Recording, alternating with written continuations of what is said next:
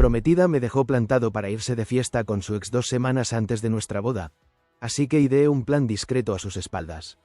Lo que pasó después fue su peor pesadilla. Hace 2 semanas, me desperté como cualquier otro día. Extendí la mano hacia su lado de la cama, pero estaba vacío. Al principio no le di mucha importancia. Tal vez había salido a correr o tenía algún recado temprano. No fue hasta que me levanté, me lavé los dientes y vi su lado del baño intacto que empecé a sentirme raro. No había estado allí desde la noche anterior. Intenté llamarla, directo al buzón de voz. Le envié un mensaje. Oye, ¿dónde estás? Me desperté y no estabas en casa. Sin respuesta. A medida que pasaban las horas, empecé a entrar en pánico. Mía siempre me mantenía al tanto. Si iba a algún sitio, al menos me enviaba un mensaje. Por la tarde, su teléfono seguía apagado y yo ya estaba en una espiral.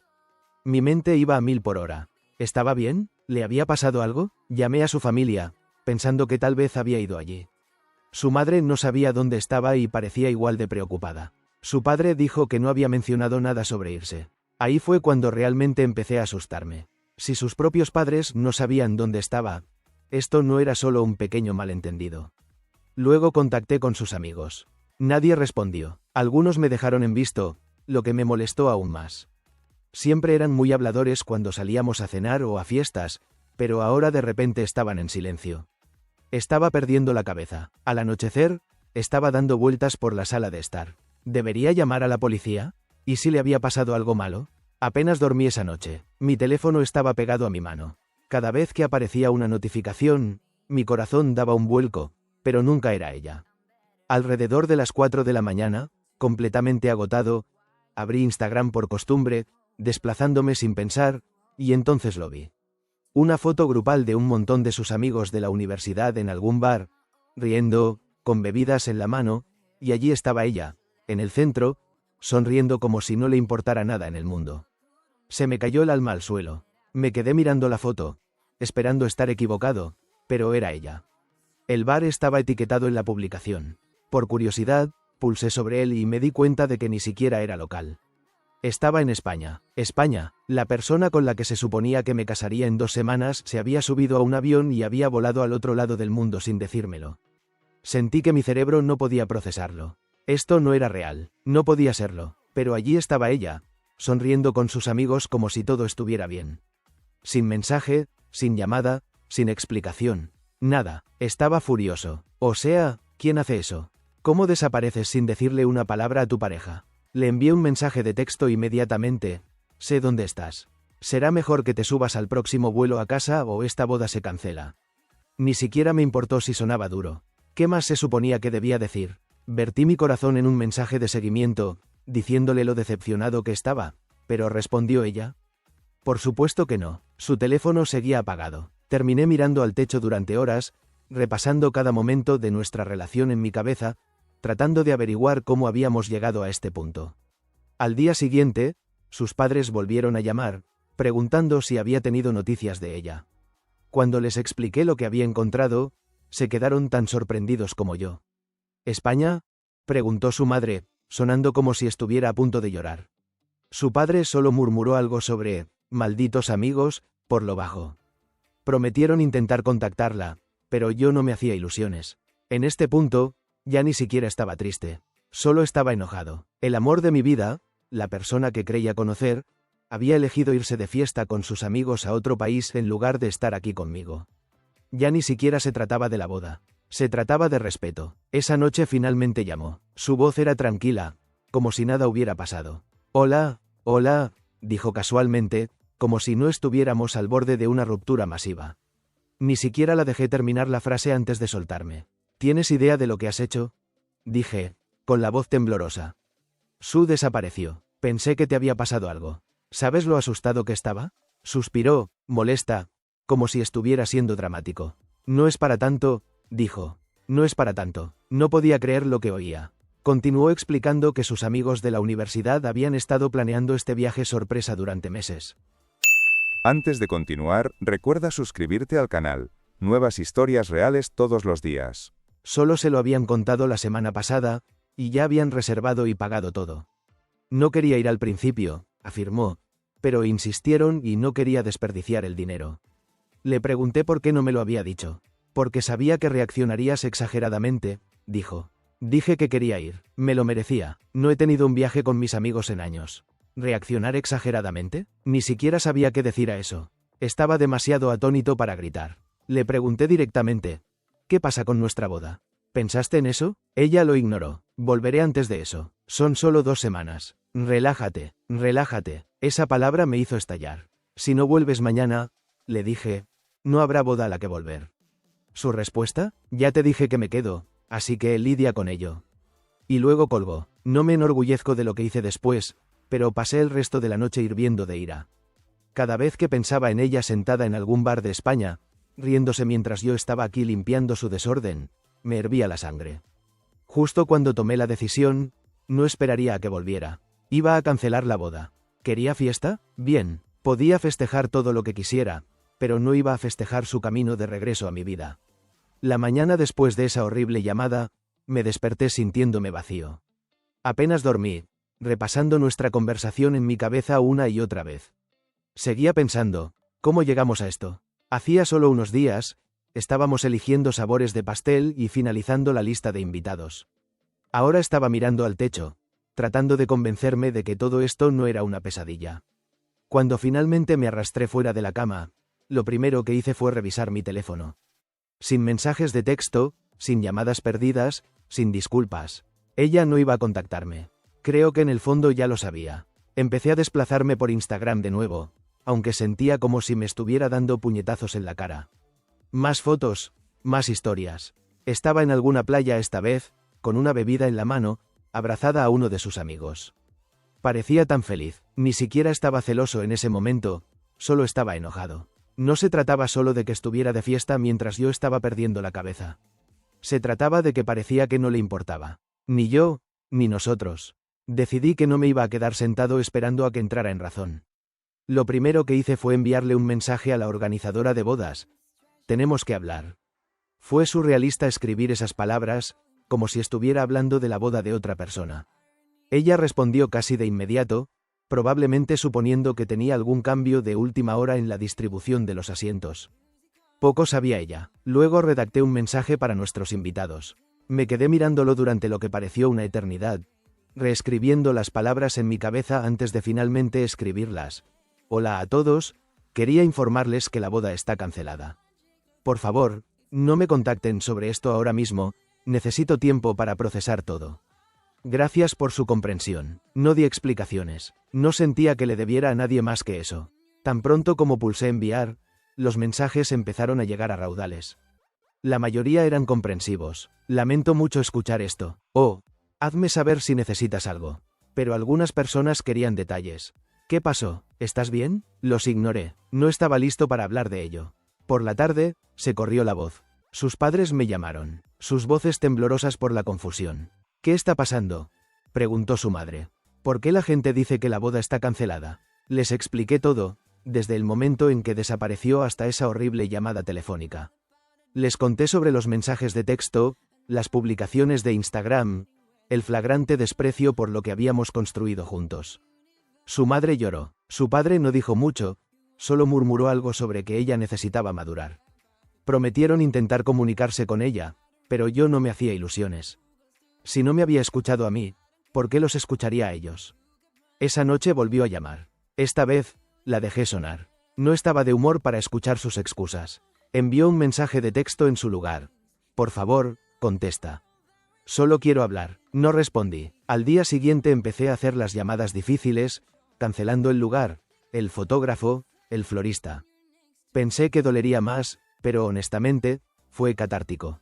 Cada cancelación se sentía como recuperar un poco de control. Ya no iba a dejar que sus acciones dictaran mi vida. La organizadora de bodas fue comprensiva. Lamento mucho escuchar esto, dijo, y hazme saber si hay algo que pueda hacer. Los proveedores no fueron tan amables. Algunos cobraron fuertes tarifas de cancelación, lo que dolió, pero pensé que me ocuparía de eso más tarde. Cuando terminé, lo único que quedaba por hacer era empacar sus cosas. No podía soportar mirarlas, así que metí todo en cajas lo más rápido posible. Su ropa, sus libros, incluso los estúpidos adornos que insistía en guardar en la mesa de centro. Todo fue a la habitación de invitados, fuera de la vista y de la mente. Esa noche, sus padres volvieron a llamar. Finalmente se habían comunicado con ella. Dijeron que estaba molesta y que quería volver a casa. Solo dale una oportunidad de explicar, suplicó su madre. Ella te ama, pero el amor no era suficiente. Si me amaba, no habría hecho esto en primer lugar. Puede volver, dije, con voz fría. Pero no va a volver conmigo. Apareció 2 días después. Vi su coche entrar en la entrada, con su maleta en el maletero. Ni siquiera abrí la puerta. Llamó y llamó, diciendo mi nombre. Oh, por favor, hablemos, gritó. Podemos arreglar esto. Su voz se quebró, y por un momento casi cedí. Casi, pero entonces recordé la llamada telefónica, sus risas en las historias de Instagram, la forma en que me dijo que lo superara. Ya te lo dije a través de la puerta. La boda está cancelada. Hiciste tu elección. Entonces empezó a llorar, sollozos fuertes y desordenados que resonaban a través de la puerta. Me dolió escucharla así, pero no podía dejarla entrar, no después de todo. Finalmente se fue. La vi alejarse, con lágrimas corriendo por su rostro. Sentí como si me hubieran quitado un peso de encima, pero también como si me hubieran arrancado una parte de mí. Esa noche recibí otra avalancha de mensajes. Sus amigos, su familia, incluso algunos de nuestros amigos en común. Ella lo siente mucho, decían. Tienen que hablar, solo una conversación. Pero no podía, todavía no, tal vez nunca. Después de que Mia se fue ese día, la realidad de lo que había hecho empezó a sentarse. La boda no estaba solo en pausa, estaba cancelada, terminada, y también nuestra relación. Al principio sentí una extraña especie de alivio, como si finalmente hubiera tomado una decisión y no tuviera que seguir agonizando por ella. Pero ese alivio no duró mucho. A donde quiera que volteaba había recuerdos de ella. Los estúpidos imanes que coleccionaba de cada viaje que hacíamos. Su taza favorita todavía en el fregadero. La foto enmarcada de nosotros en la boda de su primo el año pasado, donde todos decían que parecíamos la pareja perfecta. Era como si el apartamento se burlara de mí. Pensé en empaquetarlo todo y dejarlo en casa de sus padres, pero incluso la idea de ver la cara de su madre me revolvía el estómago. Así que lo dejé todo en la habitación de invitados y cerré la puerta. Ojos que no ven, corazón que no siente, ¿verdad? Los mensajes seguían llegando. Amigos, familiares, conocidos al azar. Todos querían saber qué había pasado. Algunas personas me apoyaban genuinamente, enviando mensajes como: siento mucho que estés pasando por esto. O, hazme saber si necesitas algo. Pero otros no fueron tan amables. Unos cuantos amigos en común empezaron a cuestionarme. ¿En serio estás cancelando una boda por esto?, escribió uno de ellos. No te engaño, solo se fue de viaje con sus amigos. ¿No crees que estás exagerando? Exagerando. Esa palabra seguía apareciendo, y me molestaba cada vez. No estaba exagerando. No se trataba del viaje. Se trataba de la forma en que lo manejó. No solo reservó un vuelo de última hora. Me dejó plantado. Ignoró mis llamadas, mis mensajes, todo. Y cuando finalmente descubrí dónde estaba, actuó como si yo fuera el que estaba siendo irracional. Ella sabía lo que estaba haciendo, le respondía uno de los amigos más persistentes. Tomó su decisión. Ahora tiene que vivir con ella. Sus padres fueron implacables. Me llamaban todos los días durante una semana, rogándome que hablara con ella. Está devastada, decía su madre. Sabe que cometió un error.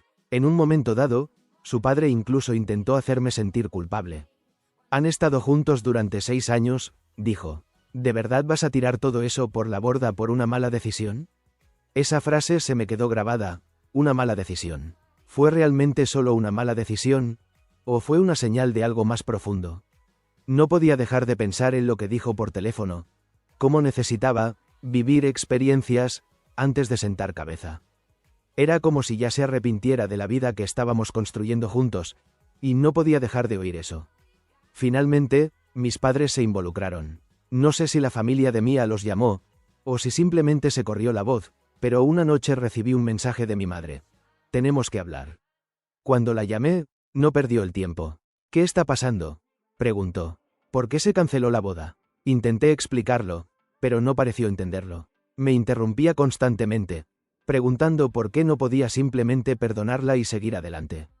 La gente comete errores, dijo. Tú tampoco eres perfecto, ¿sabes?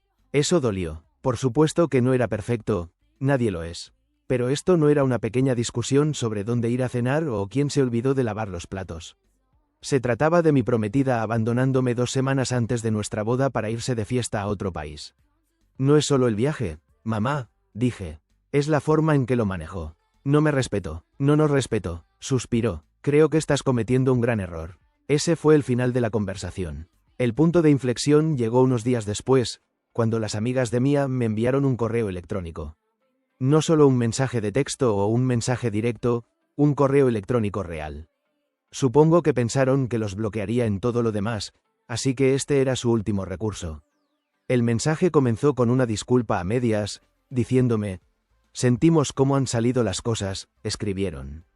No queríamos que llegara tan lejos, pero a medida que seguía leyendo, se hizo evidente que no se estaban disculpando por lo que hicieron. Estaban tratando de echarme la culpa. Mia estaba muy ilusionada con este viaje, escribieron. Estaba muy estresada por la boda, y pensamos que la ayudaría a relajarse. No pensamos que reaccionarías así. ¿Reaccionar así? ¿Como si fuera mi culpa por estar molesto porque mi prometida desapareció sin decir una palabra? Lo peor de todo, admitieron que la habían animado a ignorarme. Le dijimos que no se preocupara por tus mensajes, escribieron. Pensamos que te enfriarías una vez que regresara. ¿Enfriarme? ¿Pensaron que me enfriaría mientras estaban al otro lado del mundo, de fiesta con mi prometida? Ni siquiera terminé de leer el correo electrónico. Lo borré y bloqueé su dirección. Al final de la semana, había llegado a mi límite. Les envié un mensaje de texto a los padres de Mia y les dije que podía pasar a recoger sus cosas. No iba a llevárselas, y no iba a quedarme para una gran confrontación emocional. Solo díganle que venga cuando yo no esté en casa, escribí. Su madre me llamó inmediatamente. Por favor, solo habla con ella, rogó. Ha estado llorando sin parar. No está comiendo, no está durmiendo, necesita verte. Necesitaba verme antes de subirse a ese avión, dije. Eso la calló. Al día siguiente, Mia me envió un mensaje de texto por primera vez desde que regresó. ¿Podemos hablar? Solo quiero explicar, pero no necesitaba una explicación. Ya sabía todo lo que necesitaba saber. Lo siento, respondí. Es demasiado tarde. No respondió. Para cuando vino a recoger sus cosas, pensé que me sentiría mejor. Como si finalmente pudiera dejar atrás todo este desastre. Pero mientras veía a su padre llevar caja tras caja al coche, sentí un extraño dolor en el pecho. Así no se suponía que terminaran las cosas. Se suponía que estaríamos construyendo una vida juntos, planeando nuestro futuro, envejeciendo el uno al lado del otro. Y ahora, todo eso se había ido. Cuando terminaron, su padre se acercó a mí y me estrechó la mano. Siento que haya tenido que terminar así, dijo. Yo también, respondí. Mia no dijo nada, simplemente se subió al coche y se fue. Esa noche, me senté en el apartamento vacío y miré las cajas que había dejado. Fotos, cartas, pequeños recuerdos de nuestros viajes. No tuve el corazón para tirarlos, todavía no. En su lugar, los metí en el armario y cerré la puerta. Los días siguientes a que Mia recogiera sus cosas fueron tranquilos, pero no de la forma pacífica que esperaba. El silencio era sofocante, como si las paredes del apartamento se estuvieran cerrando. Era la primera vez en años que no tenía a nadie a quien enviar mensajes de texto, a nadie a quien llamar. Ni siquiera podía revisar las redes sociales sin que me recordaran a ella. Sus amigos, a quienes ya había bloqueado, empezaron a intentar otras formas de contactarme. Un par de amigos en común que aún no habían elegido un bando intentaron hacer de mediadores. Mia realmente se arrepiente de todo, me dijeron. Deberías hablar con ella, solo una conversación. Les dije lo mismo que a todos los demás. Se acabó. Por favor, dejen de sacar el tema. Pero la presión no cesó. Algunos amigos, de los que pensaba que me apoyarían, empezaron a volverse en mi contra. «Estás siendo egoísta», me envió un mensaje de texto uno de ellos. «Has estado con ella durante 6 años y lo estás tirando todo por la borda por tu ego». Esa palabra otra vez, ego. Como si fuera una especie de maniático del control que no podía soportar que se divirtiera sin mí. No se trataba de eso. Se trataba de confianza, de respeto. Bloqueé a ese amigo también. Mis padres, por otro lado, eran implacables. Cada vez que hablaba con ellos, sacaban a relucir a Mia. «Deberías darle una oportunidad», dijo mi madre por tercera vez en otros tantos días. «Cometió un error, pero es joven». Ambos lo son. No es demasiado joven para saber cómo comunicarse, espeté. Mi padre intervino. A veces hay que ver el panorama general. ¿Estás realmente dispuesto a dejar ir 6 años por una pelea? No fue una pelea, dije. Fue una elección, y ella eligió irse. No lo entendían. Probablemente nunca lo harían. El punto de ruptura con mis padres llegó una semana después, cuando pasé por su casa para recoger algunas de mis cosas viejas. Mi madre me acorraló en la cocina y empezó con su rollo habitual. «Nos ha estado llamando», dijo. «Está devastada. ¿No crees que deberías al menos escucharla?» «No, mamá», dije, tratando de mantener la calma. Ella insistió. «Es una buena chica, lo sabes. Simplemente se dejó llevar por el momento. No significa que no te quiera». Entonces perdí los estribos. Si me quisiera, no habría hecho esto. Fin de la historia. Mi madre parecía como si la hubiera abofeteado. No dijo nada después de eso. Y cuando me fui, me di cuenta de que las cosas no iban a ser iguales. En medio de todo esto, las amigas de la universidad de Mia volvieron a contactarme, esta vez enviándome un mensaje de texto desde un nuevo número. «Solo queríamos volver a disculparnos por lo sucedido», decía el mensaje. No queríamos que las cosas llegaran a este punto. Ni siquiera respondí. Ya habían dejado clara su postura cuando convencieron a Mia de que me ignorara y se quedara en España. Sus disculpas no significaban nada ahora, pero seguían enviando mensajes de texto. «Está miserable sin ti», escribió una de ellas. «Dice que está dispuesta a hacer cualquier cosa para arreglar esto. Por favor, habla con ella». Bloqueé el número. La cuestión es que quería seguir adelante. Quería despertarme un día y no sentir que mi vida acababa de implosionar. Pero cada vez que lo intentaba, alguien me arrastraba de vuelta al desastre. Amigos en común, su familia, incluso personas que apenas nos conocían, opinando como si tuvieran derecho a decirme qué hacer. Lo único que me ayudó fue el trabajo. Empecé a dedicarme por completo a mi trabajo, tomando todos los turnos que podía, quedándome hasta tarde siempre que era posible. Era agotador, pero al menos me mantenía la mente ocupada. También empecé a ir al gimnasio. No porque tuviera un gran plan para, mejorarme, o ganar la ruptura, sino porque necesitaba algo, cualquier cosa que me sacara de casa.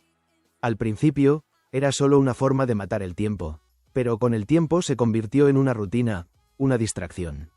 2 semanas después de que Mia recogiera sus cosas, recibí un mensaje de texto de sus padres. «Le gustaría hablar contigo», escribió su padre. «Solo una conversación para cerrar el ciclo». Cerrar el ciclo. Esa palabra me hizo reír amargamente. A ella no le importó cerrar el ciclo cuando se fue a España.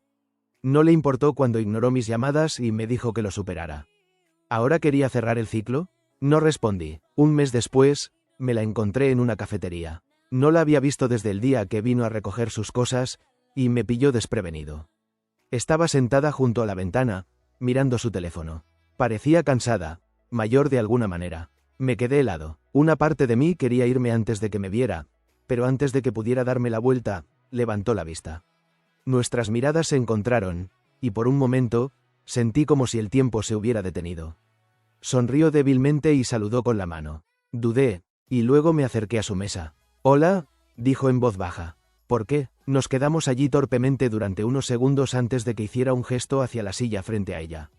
«¿Quieres sentarte?» Lo hice. No hablamos de la boda, ni del viaje, ni de ninguna de las cosas que nos habían separado. En cambio, hablamos de cosas triviales. Me contó sobre su nuevo trabajo. Yo le conté sobre el mío. Fue cortés, casi distante, como si fuéramos viejos conocidos poniéndonos al día. Cuando finalmente me fui, me sentí extraño. No triste exactamente, solo vacío. Ese encuentro me hizo darme cuenta de algo. Nunca iba a obtener el cierre que quería. Ni de ella, ni de nadie. La única manera de seguir adelante era aceptar que algunas cosas no tienen sentido, y algunas heridas no sanan limpiamente. Así que eso es lo que he estado tratando de hacer. Después de ese encuentro con Mia en la cafetería, pensé mucho en ella. No en un sentido de, tal vez volvamos a estar juntos. Más bien como tratando de encontrarle sentido a los últimos 6 años. ¿Qué salió mal? ¿Podría haber hecho algo diferente? ¿Fui demasiado duro? ¿Demasiado inflexible? Esas preguntas me atormentaban. Repasaba todo en mi cabeza a altas horas de la noche, cuando el apartamento estaba demasiado silencioso. La forma en que se rió cuando nos conocimos en la universidad. Cómo nos quedábamos despiertos toda la noche hablando de nuestros sueños, y lo seguros que estábamos de nuestro futuro juntos. 6 años de recuerdos y, sin embargo, aquí estábamos. Extraños ahora. Empecé a ir a terapia unos 3 meses después de la ruptura. Una buena amiga, una de las pocas que me había apoyado en todo esto, me lo sugirió. Al principio no pensé que lo necesitara. «Estoy bien», le dije. «Solo necesito tiempo». Pero el tiempo no estaba ayudando. Cada vez que sentía que estaba siguiendo adelante, algo me arrastraba hacia atrás. Un recuerdo, un mensaje de texto de alguien que no sabía que la boda se había cancelado, incluso una canción al azar en la radio. Era agotador. La primera sesión de terapia fue incómoda. No sabía por dónde empezar, así que simplemente solté. Se suponía que iba a casarme, pero lo cancelé. La terapeuta asintió y me pidió que le explicara. Mientras hablaba, toda la ira, la confusión y la culpa que había estado reprimiendo salieron a la luz. Al final de la sesión, sentí como si hubiera corrido un maratón. La terapia no lo arregló todo de la noche a la mañana, pero me ayudó a desempacar muchas cosas de las que ni siquiera me había dado cuenta de que estaba cargando. Empecé a ver cuánto de mi ira no era solo por el viaje, sino por problemas más profundos. La forma en que Mia había manejado las cosas me mostró lo diferente que veíamos nuestra relación. Para mí, el matrimonio era una asociación. Para ella, parecía algo que estaba haciendo porque se esperaba de ella. La terapeuta me hizo una pregunta que se me quedó grabada. Si esto no hubiera sucedido, ¿crees que habrías notado estas diferencias más tarde? Pensé mucho en eso. Tal vez la boda habría seguido adelante, y habríamos pasado años juntos antes de darnos cuenta de que no estábamos en la misma página. Tal vez era mejor que hubiera terminado ahora, aunque doliera muchísimo. Empecé a centrarme más en mí mismo. Ya no solo iba al gimnasio, sino que me fijaba objetivos. Empecé a correr por las mañanas, algo que nunca había hecho antes. Me apunté a una clase de cocina porque estaba cansado de pedir comida para llevar todas las noches. El trabajo se convirtió en mi espacio seguro. Me lancé a los proyectos, me ofrecí como voluntario para tareas adicionales e incluso conseguí un pequeño ascenso después de unos meses. Mis compañeros de trabajo bromeaban diciendo que me estaba convirtiendo en un adicto al trabajo, pero no me importaba.